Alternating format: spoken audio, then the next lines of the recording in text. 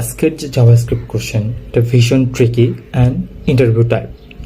এটা আমরা আগে কোশ্চেন প্যাটার্নটা বুঝি। এখানে কি বলেছে, এখানে বলেছে একটা অ্যারে অফ অবজেক্ট দেওয়া আছে, যেখানে কোশ্চেনটা হচ্ছে group array items by its property. এটার মানে কি? এটার মানে হচ্ছে আমাদের একই জিনিস যদি দুইবার থাকে অথবা তিনবার থাকে, অর্থাৎ একের অধিক থাকে, সেটাকে আমরা গ্রুপ করে নিব। এখানে যেমন সিটি বগুড়া দুইবার আছে, এটাকে আমরা দুইবার আর করব না, এটা কন্ডিশনালি গ্রুপ করে একবারই আনবো। এটা কিভাবে করব? এখানে জাস্ট আমরা একটা ফাংশন লিখেছি যেটা লগের মধ্যে কল করা আছে, এবং এই ফাংশনের ভিতরে আমরা এই ইউজারটাকে এখানে কল করে দিয়েছি। এবার আমরা যদি লজিকের দিকটা ভাবি, এটা কিভাবে করতে পারি, এটা আমরা রিডিউস মেথডের মাধ্যমে করতে পারি। রিডিউস মেথড আমাদের দুইটা ভ্যালু পাস করে, একটা অ্যাকুমুলেটর আর একটা কারেন্ট ভ্যালু।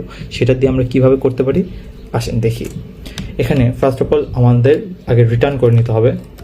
রিটার্ন এই প্যারামিটারকে ধরবো, এই প্যারামিটারকে ধরার পরে রিডিউস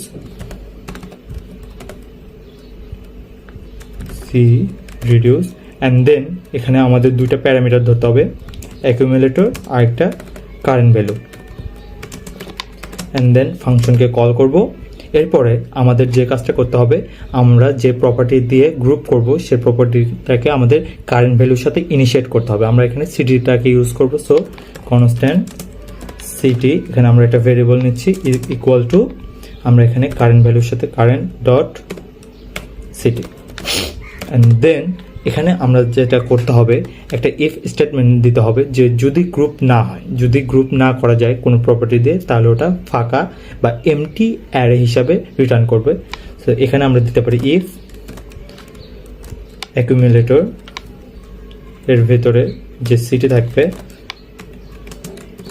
সেটা দিয়ে যদি গ্রুপ না করা যায়, তাহলে অ্যাকুমুলেটরের ভেতরে city equal to empty array. And then আমাদের যে কাজটা করতে হবে সেটা হচ্ছে, আমরা এখান থেকে সেমিকোলন তুলে দিই। এখান থেকে আমরা এখন পুশ মেথডটা ইউজ করব। অ্যাকুমুলেটর ডট সিটির ভেতরে, না ডট সিটি হবে না, অ্যাকুমুলেটর ডট ভেতরে যে সিটি আছে এই সিটিটাকে আমরা পুশ করব, ইউএসএইচ পুশ করব কিসের ভেতরে? কারেন্ট ভ্যালুর ভেতরে। এবং আমাদের এখানেই শেষ হয়নি, এখানে রিটার্ন করাতে হবে এই অ্যাকুমুলেটরকে, এবং আমাদের এখানে অবশেষে একটা এমটি অবজেক্ট দিতে হবে যেন এটা খুব সুন্দরভাবে গ্রুপ হয়। আমি যদি এটা বড় করে দেখাই, আমাদের কিন্তু এই ফাংশনের মাধ্যমে এই যে বগুড়া